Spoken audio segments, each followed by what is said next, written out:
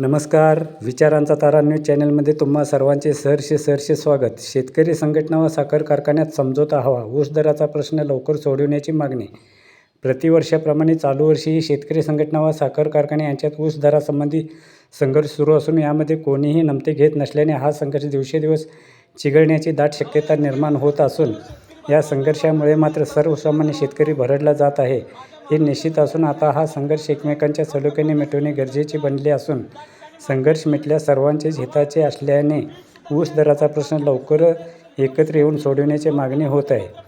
गेली कित्येक वर्षे प्रतिवर्षी गळीत हंगाम सुरू होण्यापूर्वी आंदोलन सुरू होते, पण आजपर्यंत एकमेकांच्या सलोख्याने हा प्रश्न सुटून सर्वच कारखाने सुरू झाले होते. मात्र चालू वर्षी कारखानदारांनी शेतकरी संघटनेच्या म्हणण्याप्रमाणे दर न जाहीर केल्याने अद्याप गळीत हंगाम सुरू न झाल्याने अनेकांना मुख्याची सून घेऊन गप्पच बसावे लागत आहे. आज जे शेतकरी संघटनेने ऊस दरासाठी आंदोलन केले आहे ते योग्य आहे, कारण शेतकरी हा मूळ मालक असून तो वर्षभर आपल्या शेतात राबून रात्रीचा दिवस करून ऊसाचे पीक घेतो. हे पीक घ्यायला मूळ म्हणजे बियाणे, यासाठी लागणारी खते, पाणीपट्टी, मजुरी याचा सर्व खर्च पाहता शेतकऱ्यांच्या पदरात कमी दरामुळे काय पडते याचा विचार करायला हवा. भारत हा कृषीप्रधान देश आहे असे म्हटले जाते, मग या कृषीप्रधान देशात शेतकरी हा मूळ कणा आहे असे का म्हटले जात नाही? त्याने पिकवलेल्या मालाला योग्य दाम का मिळत नाही? खरे तर शेतकरी अनेक पिके पिकवतो व या पिकावरच खरा देश चालतो. याचा कधी शासनाने विचार केला आहे काय? खरे पाहता शासनाने याचा विचार करणे गरजेचे आहे. आज शेतकरी संघटना व साखर कारखान्यांच्या दरासंबंधी संघर्ष सुरू आहे, तो शासनाने यामध्ये जाणीवपूर्वक लक्ष घालून मिटवायला हवा होता, पण त्यांना हे नको आहे असे म्हणण्याची वेळ आली आहे. आज शेतकऱ्यांची बाजू जशी महत्त्वाची आहे तशीच साखर कारखान्यांची बाजू पाहणे गरजेचे आहे. साखर कारखाना चालवण्यास किती कष्ट आहेत हे त्यांनाच माहीत. मात्र शेतकऱ्यांचा ऊस मिळवणे, ते गाळणे, त्यासाठी लागणारे ऊस तोड मजूर, वाहने, मशिनरी, मेंटेनन्स खर्च व ऊसातून तयार होणारी साखर याचा सारासार विचार करता त्यांनाही परवडणारे पाहिजे. यातूनही काही कारखाने दर द्यायला तयार आहेत, मग इतर कारखाने दर देण्यास टाळाटाळ का करत आहेत याचा शासनाने विचार करणे गरजेचे आहे. या आंदोलनामुळे सर्वसामान्य जनतेबरोबर ऊसतोड मजूर शेतकरी वर्गाची परिस्थिती बिकट होत आहे. बीड, माजलगाव, सोलापूर, यवतमाळ भागातून आलेल्या मजुरांच्यावर उपासमारीची वेळ आली आहे. तेव्हा शासनाने घालून दिलेले नियम बदलून शेतकरी व कारखान्यांच्या हिताचे नियम करायला हवेत. शेतकरी वर्गाने खरे तर शासनाकडेच पाहायला पाहिजे. हेच खरे आहे, कारण शासन म्हणजे कोण? आम्ही तुम्ही निवडून दिलेले राजकर्तेच या खुर्चीवर बसून आपली खुर्ची सांभाळण्यासाठी हा वाद निर्माण करीत आहेत. आज कारखाने व आम्हीच एकमेकाजवळ असतो, मात्र या शासनकर्त्याच्या धोरणामुळे आमच्यात दरी निर्माण होत असून ऊसास दरही चांगला मिळायला हवा व कारखानेही चालले पाहिजेत ही पार्श्वभूमी लक्षात घेतली पाहिजे. आज जवळजवळ बरेच कारखान्यामध्ये राजकीय मंडळी असताना तेही या प्रश्नाकडे लक्ष देत नाहीत. याला नेमके काय म्हणायचे असा प्रश्न पडत आहे. आतापर्यंत फक्त महाराष्ट्र व कर्नाटक सीमाभागात आंदोलन व्हायचे, मात्र चालू वर्षी पूर्ण कर्नाटक राज्याचे शेतकरी ऊस दर प्रश्नावरून पेटून उठले आहे. तेव्हा हे प्रकरण आणखी चिघळू नये यासाठी कारखानदार, राजकीय मंडळींनी आता तरी लक्ष घालून एकमेकात सलोखा निर्माण करून हा प्रश्न सोडवायला हवा, तरच सर्वजण सुखी जे निश्चित आहे व ते तितकेच खरे आहे. मित्रहो, विचारांचा तारा न्यूज चॅनलला सबस्क्राईब करून लाईक करून शेअर करायला अशी विनंती करतो आणि इथे थांबतो. धन्यवाद. विचारांचा तारा न्यूजसाठी ರಂಗರಾವ್ ಬನ್ನಿ ಬಾರವಾಡ. ಈಗಾಗಲೇ ನಮ್ಮ ಚವನಪ್ಪ ಪೂಜಾರಿ ಅವರು ನಮ್ಮ ಕುರ್ಲಾಪುರ ಸುಮಾರು 5-6 ದಿವಸದಿಂದ ಅಲ್ಲಿ ಹೋರಾಟವನ್ನು ಮಾಡ್ತಾ ಇದ್ದಾರೆ. ನಾವು ಇಲ್ಲಿ ಹೋರಾಟವನ್ನು ಮಾಡ್ತಾ ಇದ್ದೇವೆ. ಇಲ್ಲಿ ಏನು ಸರ್, ಈಗ ಗಾಡಿ ಈಗಾಗಲೇ ನಾವು ಹಿಡಿದೇವೆ ಸರ್, ಇವೆಲ್ಲ ಮಹಾರಾಷ್ಟ್ರಕ್ಕೆ ಹೋಗ್ತಾ ಇದ್ದೇವೆ, ಕರ್ನಾಟಕದಿಂದ ಹೋಗ್ತಾ ಇದ್ದೇವೆ. ವಿಶೇಷವಾಗಿ ಸರ್ ಮಲ್ಟಿ ಆಕ್ಟ್ ಒಳಗೆ ನೋಡಬೇಕು ಹೋದಾಗ ಇವರು ಅಲ್ಲಿಂದ ತರುವಂಥ ಅವಶ್ಯಕತೆ ಇಲ್ಲ. ಒಂದು 50 ಕಿಲೋಮೀಟರ್ ಅಂತರ ಮೇಲೆ ಸಕ್ಕರೆ ಕಾರ್ಖಾನೆ ಅವ್ರು ತರಬೇಕು ಸರ್. ಯಾಕಂದರೆ ಇದಕ್ಕೊಂದು 100-100ರಿಂದ 1200 ರೂಪಾಯಿ ಸರ್ ಖರ್ಚೇ ಇದೆ 50 ಕಿಲೋಮೀಟರ್ದಿಂದ ಒಂದು ಟನ್ನಿಗೆ ಸರ್. ಮತ್ತು ಅದಕ್ಕಾಗಿ ಇವರು ಇಲ್ಲಿಂದ ಹೋದ್ರಂದ್ರೆ ಸರ್ ನಮ್ಗೆ ಸುಮಾರು ನಮಗೆ ಇಲ್ಲಂದ್ರೂ 300-400-500 ರೂಪಾಯಿ ಎಕ್ಸ್ಟ್ರಾ ಕೊಡ್ಬೋದು. ಆದರೆ ಇವರು ರೈತರ ಮೇಲೆ ಸರ್ ಅನ್ಯಾಯವನ್ನು ಮಾಡ್ತಾ ಇದ್ದಾರೆ. ಇದು ಅನ್ಯಾಯವನ್ನು ನಮಗೆ ಸರಿಪಡಿಸಬೇಕು. ಅದಕ್ಕಾಗಿ ಸರ್ ಎಲ್ಲಿವರೆಗೆ ನಮ್ಮ ಮಾಜಿ ಸಂಸದ ರಾಜೀವ್ ಶೆಟ್ಟಿ ಸಾಹೇಬರು 3750 ರೂಪಾಯಿನ ಬೇಡಿಕೆ ಇಟ್ಟಿದ್ದಾರೆ. ಅದು ಈಗಾಗಲೇ ಚರ್ಚೆ ನಡೆದಿದೆ, ಚರ್ಚೆ ಹೊಂದಾಣಿಕೆ ಆಗಿಲ್ಲ. ಎಲ್ಲಿವರೆಗೆ ಸರ್ ಅವರು ದರ ನಿಗದಿತ ಮಾಡೋಂಗಿಲ್ಲ, ರೈತರಿಗೆ ಒಪ್ಪಿಗೆ ಆಗಂಗಿಲ್ಲ ಸರ್, ಅಲ್ಲಿವರೆಗೆ ನಾವು ಇದು ಹೋರಾಟ ನಿರಂತರವಾಗಿಟ್ಟಿದ್ದೀವಿ.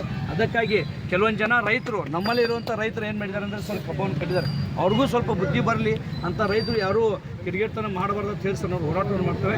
ಅದಕ್ಕೆ ತಾವು ಈ ತಾಲೂಕಿನ ದಂಡಾಧಿಕಾರಿ ಹೊಸವಾಗಿ ತಾವು ಬಂದಿದ್ದೀರಿ ಸರ್. ತಾವು ಶಿಕ್ಷಕರಾಗಿ ಕೇಸ್ ಆಗಿ ತಮ್ಮ ಬಗ್ಗೆ ನಮ್ಗೆ ಪರಿಚಯ ಇದು ಓದಿ ಕೇಳಿದ್ದೇವೆ ಸರ್.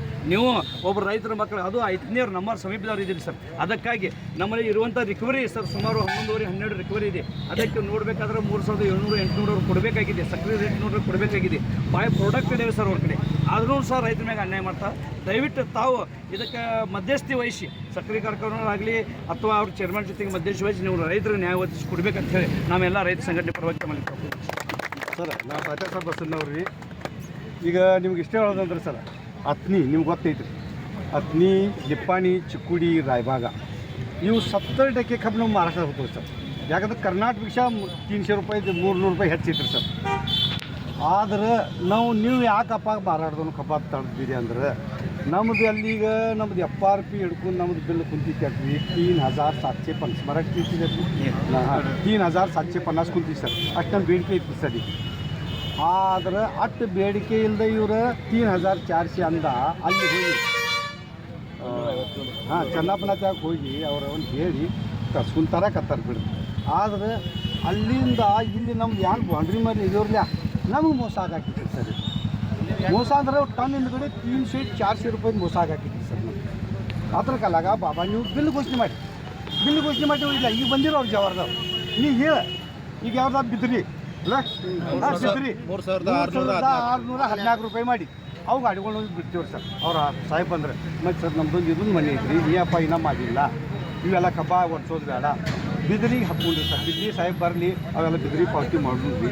ಬಿದಿರಿಗೆ ರೈತರು ಕಲ್ಯಾಣ ಆಗಲಿ ಸರ್. ಇಷ್ಟ ನಿಮ್ಮ ಕಡೆ ಬೇಡ್ಕೊಳ್ಳಿ ಸರ್, ರೈತರ ಕಲ್ಯಾಣ ಆಗಲಿ.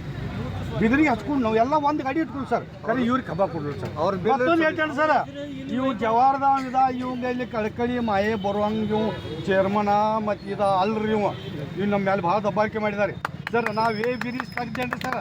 ಈ ಜವಾರ್ದವ್ನು 2 ಟನ್ ಹಿಡ್ದೇನೆ ಸತ್ತಿ घटना. ಮತ್ತೆ धमकी ಅಂದ್ರೆ कोण वजन करते त्याला त्याचा ऊस आणायचं नाही माझ्या काठावर. ಯಾಕ್ರಿ वजन ಮಾಡಿದ್ರೆ ಯಾನ್ घात ಆಕೈತಿ ಇವ್ದು, ಯಾಕೆ ತೌಲಿ ಐದು ತುಡುಗ ಇದ್ದಾರೆ ಸರ್. ಅಣ್ಣನ ನಮ್ದು ಇವ್ನ ಮೇಲೆ ಸಿಗ್ತೈತಿ ಇಷ್ಟ. ಮತ್ತೇನ್ರಿ ಅಲ್ಲಿ ಯಾರು ಮಾತಾಡೋದಿಲ್ಲ ನಾವು. ಭಾಳ ಸಲ ಸರ ನಮ್ಮ ಪೊಲೀಸ್ ಸ್ಟೇಷನ್ ಹಿಡಿದು ನಮ್ಮನ್ನ ಅಲ್ಲಿ ನಮ್ಮನ್ನು ಬಾಜುಕು ಢಕಲಾಸಿ ಕಬ್ಬು ಆಯ್ತಾರೆ. ಈ ದಾದಾಗಿರಿ ರೀ ನಾವು ಏನು ಹಿಡಿದವ್ರು ಸರ್. ಈಗ ಸೋತು ಹೋಗಿದವ್ರು ಸರ್. ಈ ಹೊಳಿ ಮಳಿ ಅತಿವೃಷ್ಟಿ ಮತ್ತು ಇವ್ರೆಲ್ಲ ಸರ್ಕಾರ ನಿಯಂತ್ರಣ ಇಲ್ಲ, ಎಲ್ಲ ಥರ ಸರ್ಕಾರ ನಮ್ಮ ಬಾಜು ಇಲ್ಲ. ಒಂದು ಹಾಲಿನ ತಗೋರಿ ಸರ್, ಹಾಲಿನ ಸುದ್ದ ಪ್ಯಾಡ್ದಾಗ ಹೋಗೋ ಹಿಂಗೆ ಐತ್ರಿ ಸರ್. ನಾವು 8 ಪ್ಯಾಟ್ ಇರ್ತೀವಿ, ಅಲ್ಲಿ 6 ಪ್ಯಾಟ್ ಡೈರಿ ಹಾಕೊಂತಿರ್ತಾರೆ ಸರ್. ಅವ್ನು ಕುತ್ತ 2 ಪ್ಯಾಟ್ ಹೊಡಿತಾರೆ ಸರ್. ನಾವು ಎಲ್ಲ ಹಿಡ್ರೇನು ಹಕ್ಕಾಂತವ್ರು ಹಾಕೊಂಡು ಬಿಡು ಇಟ್ಟಿ. ಮತ್ತು ತಕ್ಕೊಳಿಕ್ರಿ ಸರ್ ಮಾಪ 25 ಮಿಲಿ ತಕ್ಕೋತಾರೆ. ಮತ್ತು ಮಾಪ ಹಾಕ್ಕೊಳಿಕ ನಮಗೆ 5 ಲೀಟರ್ 900 ml ಐತ್ರಿ. ಆ 100 ml 990 ml ಐತ್ರಿ. ಆ 100 ml ತಿಂದು ಬಿಟ್ಟಿದ್ರು. ಇದು ಯಾರು ಕೇಳೋದು ಸರ್ಕಾರ ಯಾಕೆ ಐತ್ರಿ ಸರ್? ಇವ್ರನ್ನೆಲ್ಲ ಯಾಕೆ ಹಿಡಿಲ್ಲ? ಬರ್ರಿ ನಾವು ಸೋತು ಹೋಗಿದ್ದೇವ್ರಿ. ಈಗ ಎಷ್ಟು ಮಂದಿ ಆತ್ಮಹತ್ಯೆ ಮಾಡ್ಕೋತೀವಿ. ನಾವು ಏನು ಅನ್ಕೋರಿ, ಈಗ ನಾವು ಆತ್ಮಹತ್ಯೆ ಮಾಡ್ಕೊಲ್ಲ ನೀವು ನಮ್ಗೆ ಬೇಡ ಇದೇವಲ್ರಿ ಸರ್. ನಮ್ಗೆ ನೀವು ಗೋಳಿ ಹಾಕಿ ಬಿಡ್ರಿ. ನಮ್ಗೆ ಮಾನವ ಈಗ ಖರೋಖರ್ ಹಿಂಗೆ ನಾವು ರೈತರು ಬೇಡ್ಕೋರಿ ಬಾಬಾ